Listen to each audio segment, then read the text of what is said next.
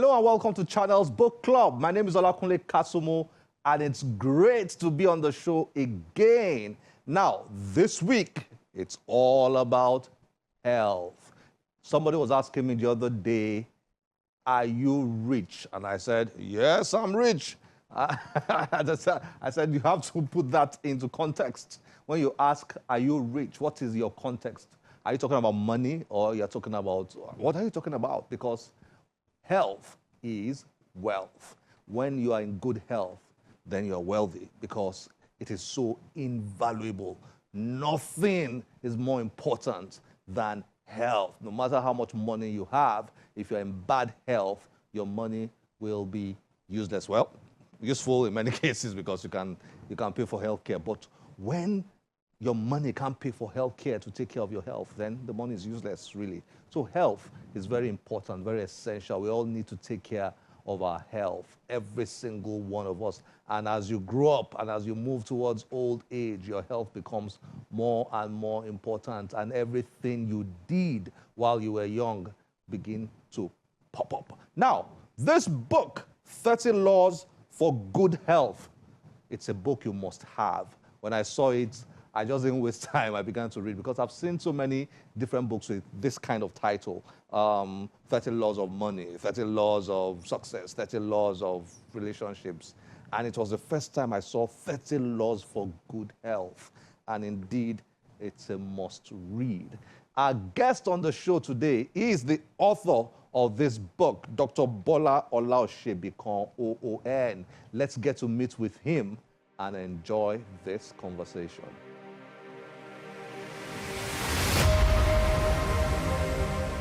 Dr. Bola Olaosebikan, OON, is a medical doctor, public health strategist, consultant, and author. He has worked both in public and private hospitals. As a writer and pioneer in public health communication, he founded the first healthcare magazine in Nigeria in 1986. He has once served as a member of the National Council on Health, a board member of Lagos State Hospitals Management Board, and a commissioner of Health in Kwara State.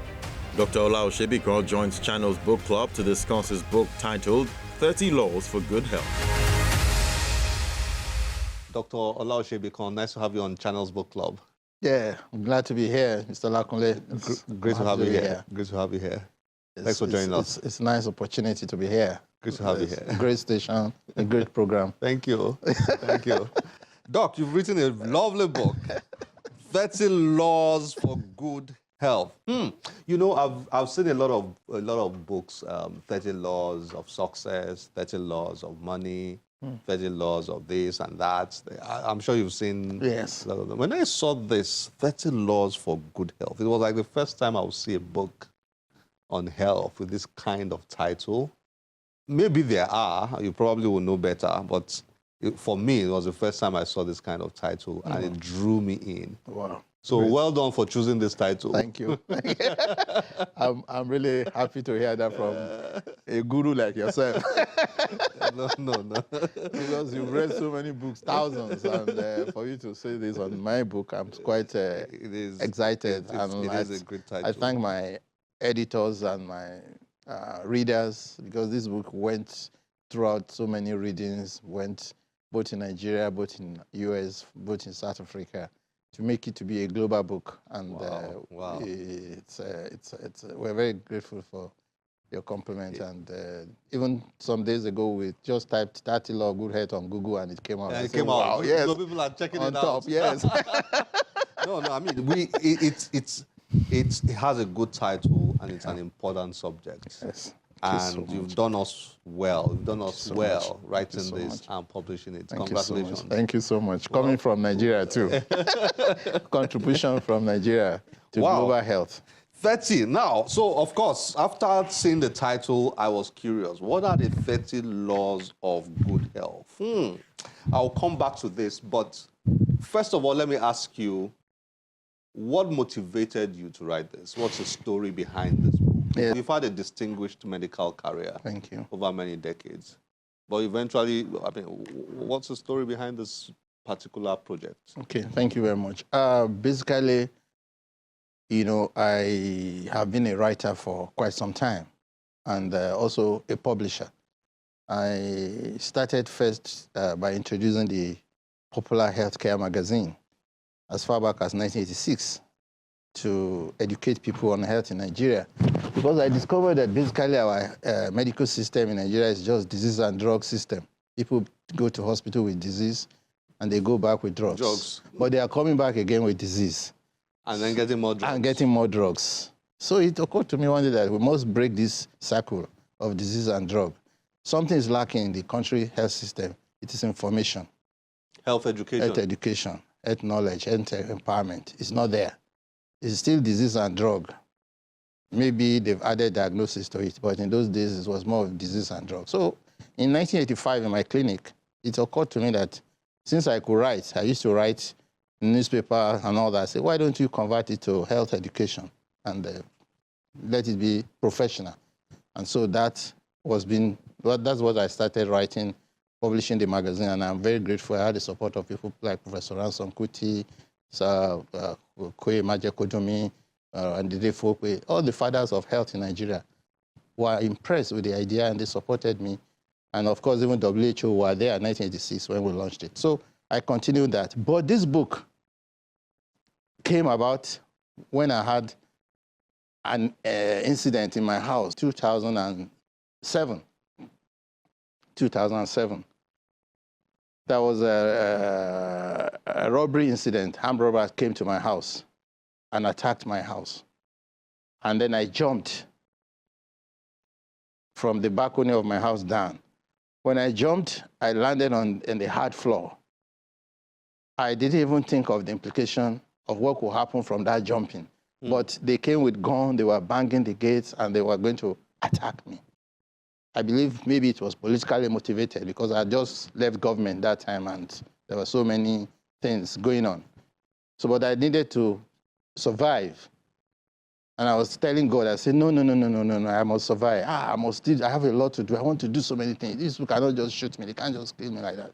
And I remember where I used to keep the key at the balcony for my children to play. I just picked the key, opened the iron gate, and I jumped. When I landed, I had fracture. And some of them were even in my compound saying, hey, something's happening here. So they surrounded me. I said, I can't walk again. My leg was broken. So around 3 a.m., I was taken to a private hospital in Ikeja. When we got there, the hospital said, they called the MD. The MD said, no, we can't treat him. He's our boss. Take him to Igbobi. We can't keep him. What I talk about, disease and drug, don't use it for him. Or he knows so much. Just admit him, give him drip. He knows that that's not the solution. The solution is for a specialist to see the bone and fix it. So in the morning, they took me to Igbobi. And at Igbobi, I also want to thank the National Hospital in Igbobi for doing a good job. About 6 doctors attended to me. And I was there for like 2 weeks.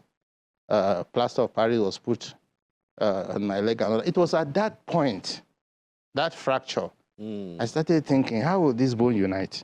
I never thought of it before, even as a doctor. And when we were in medical school, we didn't think of that because we were just reading to pass. We were not reading to translate it, to turn it into what we can use for the population. Yeah. So I said, well, how would this leg unite? And then the idea started coming to me that this bone will unite. Maybe the food you are eating is what will become bone. Maybe it's the water you are drinking that will unite with the food. And the air you are breathing is what will give you the oxygen that will be like the fire. I started jotting it down. So that was the origin of this book in 2007. And I published the first volume of this book in 2008. Whoa. And so Did it have this title then? Is of, not for. 30 Laws of Good Health. That year. So this volume now, when coronavirus erupted, I now remember that I had already written some principles that are essentials for good health. Now I have to upgrade it to take care of infections, to take care of the challenges of the modern era. Viruses, infections, etc. Yes, and what the public can do to tackle viruses, because there's so much hysteria about viruses having no solution, having no cure, whereas it's not true. There are many viruses that have treatment. There are many viruses that have vaccinations. Even polio is a virus.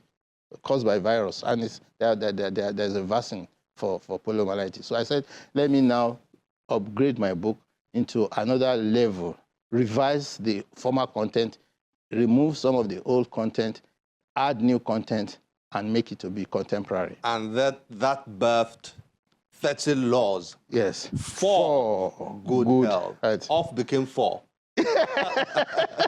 What a story. What a story. Yes. Doc, let's dig in here now. Thank you. 30 laws. I was curious. 30 laws.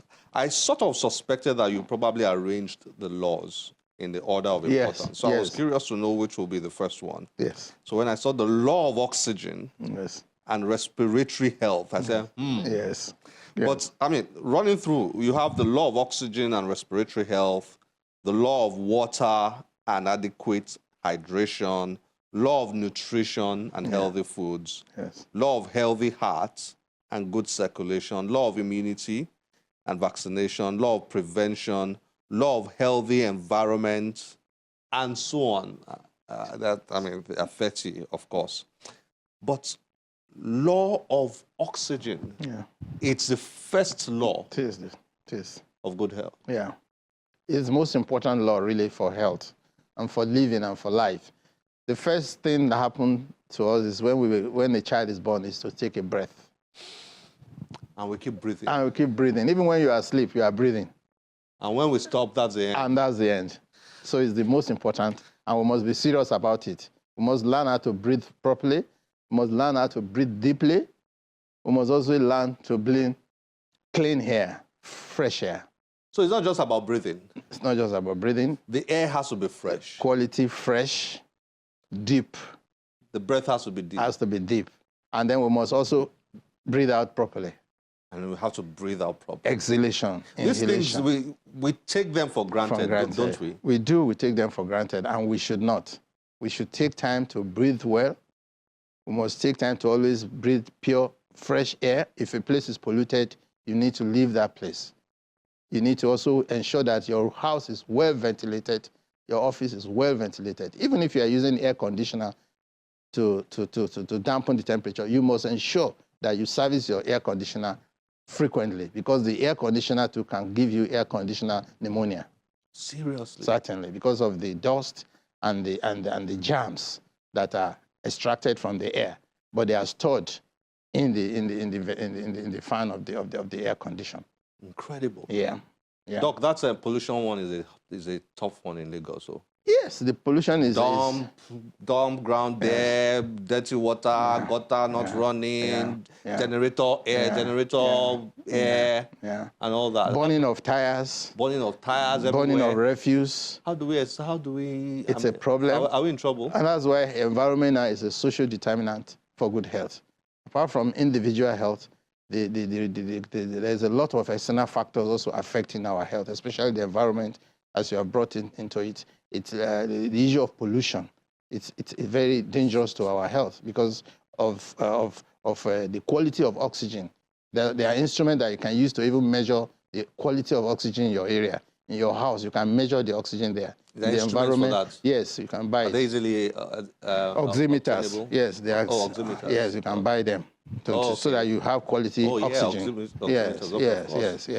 So you wrote here an average person breathes at least 12 to 20 times per minute. Per minute, yes. And you are not aware. And we are not aware. We just keep going. 960 breaths an hour. Yes. 23,040 breaths a day. A day, yes. Wow. Yes. Or more when you are at rest. Yes. One complete breath comprises one inhalation when the chest rises, followed by one exhalation when the chest falls. Yes. So it's a walking machine. You know, in medicine, there's measurement of everything. People may not be aware, but when you meet a doctor, he will measure everything about your breathing, your pulse, your blood pressure, your weight. So many things, even without the use of technology, we can't all this, which we call vital signs. So it's very important that you can also count it yourself. If your breathing is too much, it's too higher than normal, you will know. If it's less, you will know. And if once it's below normal, then there's a disease. There's disorder to the easiness of your body. You know, If it's more, it's a disease. If it's less, it's a disease. So these are the basic things that people check first when somebody reports of illness in hospital. The nurse will take your pulse, take your blood pressure, count your respiratory rate, and record everything down, and then pass it to the doctor. And then the doctor will look at it. From there, we're already doing our assessment, trying to profile your health situation. You doctors and lawyers are the same.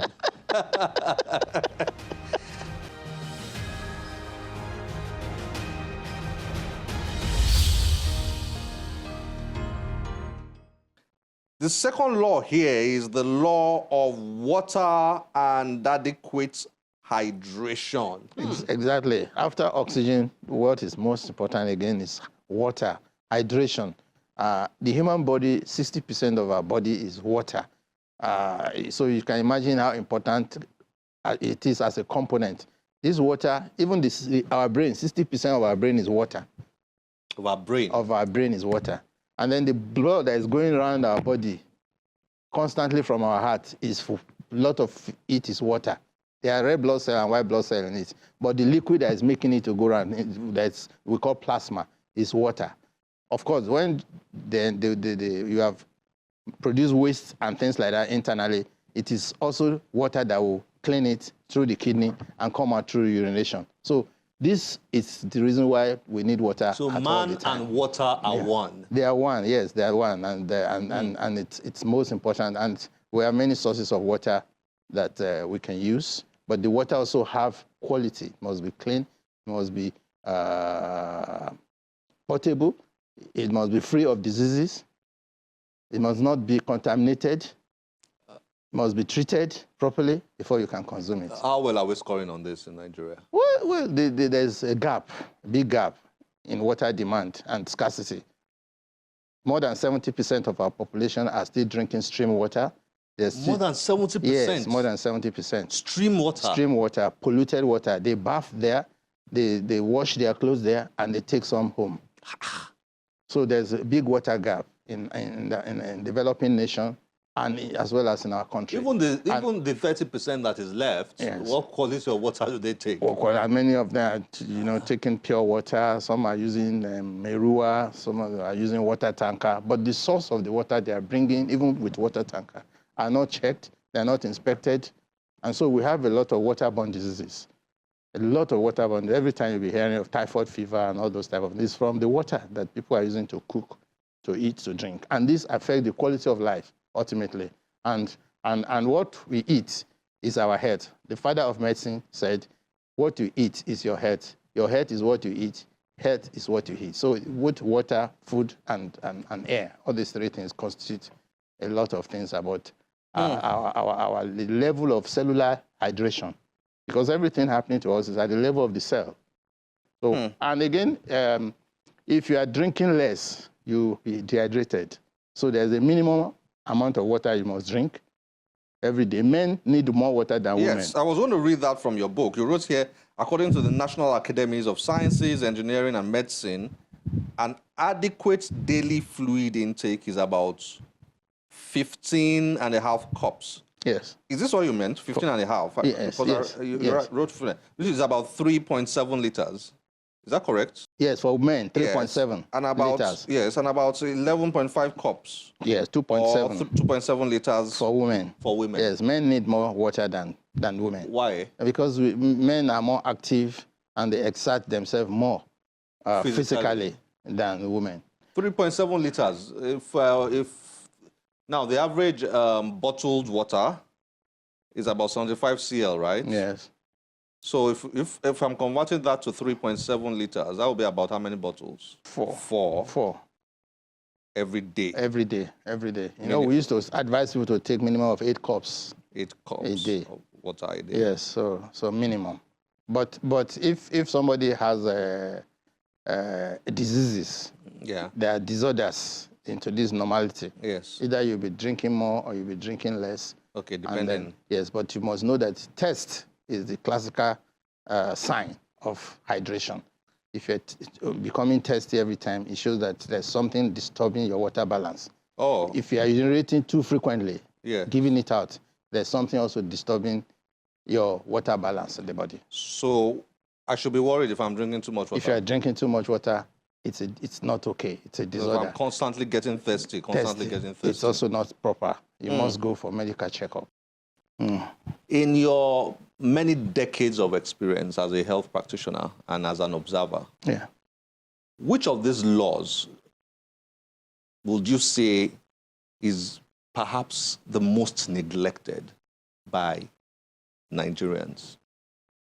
I know I'm putting you on the spot. I know it's a tricky question. It is. But gun to your head, you've got to give me one. Which one would you say is the most neglected? Well, the first three we've talked about are neglected. The law of oxygen. Oxygen is neglected. The law of water is neglected. And eating properly, food nutrition. They are neglected. But the other most neglected is ignorance. It's fear that there is no disease, no cure for this, no cure for that. And so people. Which of the laws are you talking about? Especially the control of infections. Okay. And the issue of viruses and all that. And there are vaccinations for diseases. Okay. You know, where there are no drugs, there are vaccinations for diseases. There are surgical opportunities, there are diagnostic opportunities. And most viruses initially will be so troublesome. After some time, they will mutate, they will change. And that's why you're having this variant, Delta variant, Omega virus, this variant.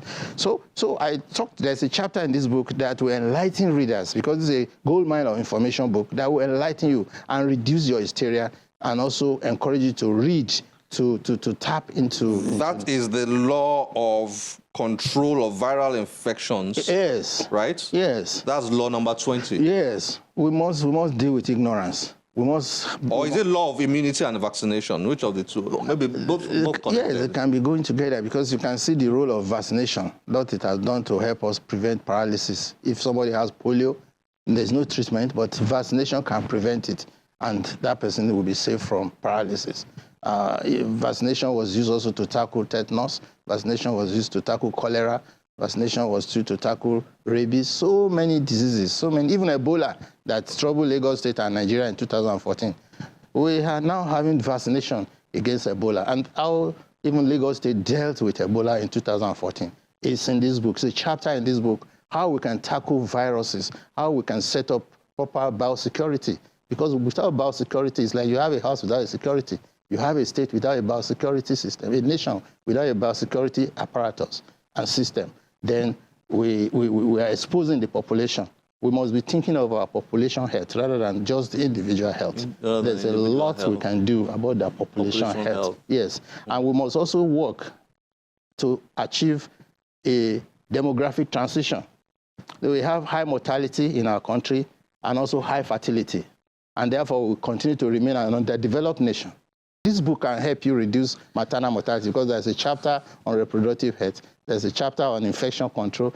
It's just to have the knowledge. Doc, you've got everything here. And to apply it. And I'm happy you've written this book, because, I mean, I see a man that is very loaded. I mean, that has so much to share. Yeah. And for such people, it's good for you to write. And I'm glad you've written this. You've poured a lot here. It's like pregnancy. Probably a fraction of everything you wanted to. Maybe one of your many children. So get the other ones out. I'll try. Thank you very much, Yes. Doctor. Thank you for joining us on Channels Book Yeah, Club. we must do something about family planning too. That's the second leg of demographic transition. If you control mortality, that is children mortality, you must reduce, people having 6, 7, 8 children, so that we have a balanced demography. People can live longer rather than people dying 50, 60. People can live longer, In this book too, I tackle the issue of longevity. You can be 70-year-old, but your body can be 50-year-old. There's difference between. You can be 70 years of age. Yes, but you have the body of the way you take care of your health. And you can be 50. Yes. And have the body of 90 years. Of a 120 when year you old. misuse your body. So there's difference between chronological age and biological age. So everything depends on your destiny, your health is in your hand. And it's with knowledge that you'll be able to drive it very well. Wow. Thank you very much, Doc. Thank you for this. Thank you for writing this. And thank you for sharing so much knowledge with us. It's great to have you on Channels Book Club. Thank you very much, Mr. Olakunle. Thank you very much. Thanks to Channels Television. Thank you so much. And it's my hope that every home in Nigeria or Africa will get a copy of this book. Just like Bill Gates said that every home or every table should have Microsoft Windows desktop. Yeah, I mean, it's worth it. I highly recommend this. Highly recommend this. This book is in bookstores in Nigeria, it's in bookstores in Nigeria. And online. And online. Amazon. And Amazon online, yeah. Fantastic. Just type the 30 Law of Good Health. You get it. Download your copy. You start enjoying it. And I'm available too. They can send questions to me, and I will answer it without fantastic. Extra charge. Well, without extra charge. That one is very important. Yeah, no charge. Thank you, sir. Thank you so much. Nice to have you.